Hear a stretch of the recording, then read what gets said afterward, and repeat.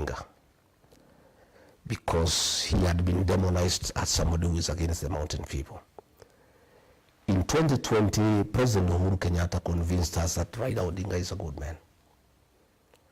But President William Ruto, then Deputy President, convinced us that Raila is a bad man, he's a witch doctor, he is a lot of poverty, he means bad for this country, and William Ruto admittedly was more persuasive than Uhuru Kenyatta. But you're on record saying this. I'm just saying, come on. He persuaded us, and after he became president, he looked for Raila Odinga and he said he's a good man. So, Raila Odinga has been claimed by everybody. President Uhuru Kenyatta said he's a good man. William Ruto, who told us he's a witch doctor, who told us he's a lot of poverty, who told us he has no plan, who told us he is runnerless, who told us he's planless, today is singing praises for him as the best leader, not just for Kenya, but for Africa. So, we refused to vote for Raila Odinga, not because he was a very bad man, but William Ruto convinced us he's bad. Okay. Again, I must say that Raila Odinga was a victim of our community's distaste for betrayal. We felt that Uhuru Kenyatta had betrayed William Ruto by looking for Raila Odinga. So because we hate betrayal, we decided to punish Raila Odinga and Uhuru Kenyatta at the same time.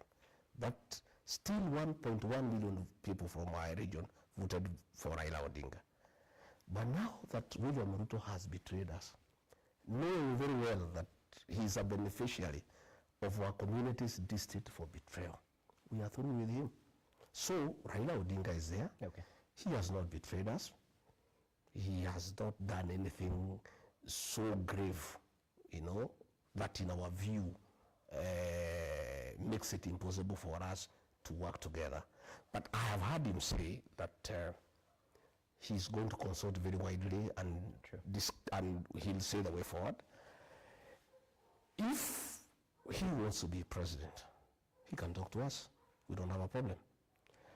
And I also want to tell Raila Odinga and his supporters, I know I am not qualified to advise him, but from my working with President William Ruto,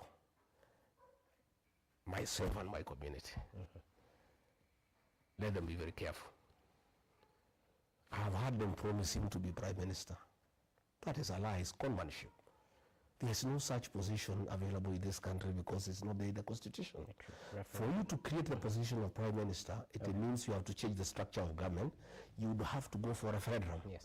Today, if there is a referendum, it will be a referendum against the leadership of President William Ruto. And you will lose in the morning. So that position of Prime Minister is not available. So who's playing who? No, William Ruto is playing Raila Odinga. Let me tell you. There is no such position.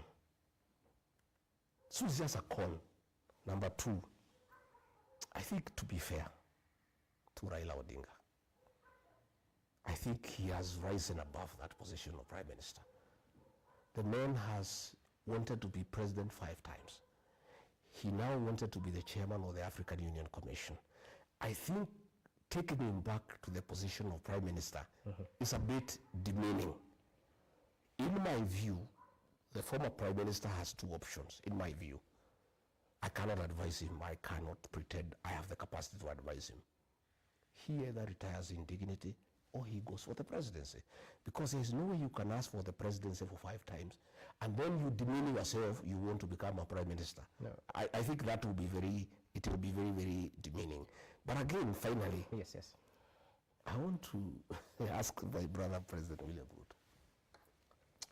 Now that you say this man is a witch doctor, he's the Lord of poverty, he is the real problem of this country, you have changed your mind, you are saying he's the best for Africa, he means well for this country.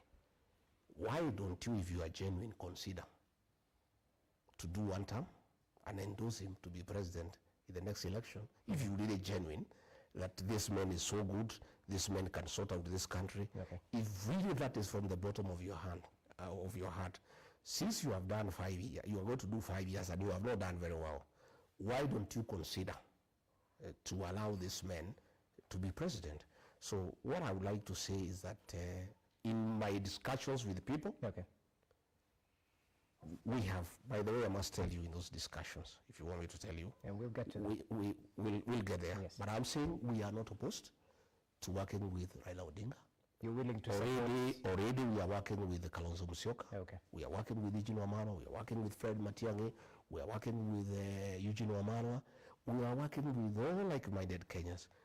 If Raila Odinga does not make a decision to destroy his legacy and support President William Ruto and decides to join the rest of Kenyans in trying to liberate our country and get it back in the right footing, and calls upon us for a discussion on the possibility of working together in whatever formation. You're open to that? We are open to that discussion. Okay. We are not selfish people. Okay. By the way, myself and my community are on record having supported somebody else. William Ruto, he's not one of us. Today he's calling us tribalists, despite the fact that we supported him, knowing very well he's not one of us. Okay. And because we are not tribal, we supported him, and he became president. We also are amiable and ready, if need be, to support another person, maybe it Raila Odinga, maybe it Kalonzo, maybe Wamalwa. We can support anybody, and whoever we decide to support. And take it from me today, and you'll ask me 2 years from now, whoever we decide to support, we have two options. We can have our own candidate from the mountain, and we are good. If we decide for whatever reason that it's better to support somebody else, whoever we decide to support, that will be the next president of the Republic of Kenya. Okay, time will tell. You said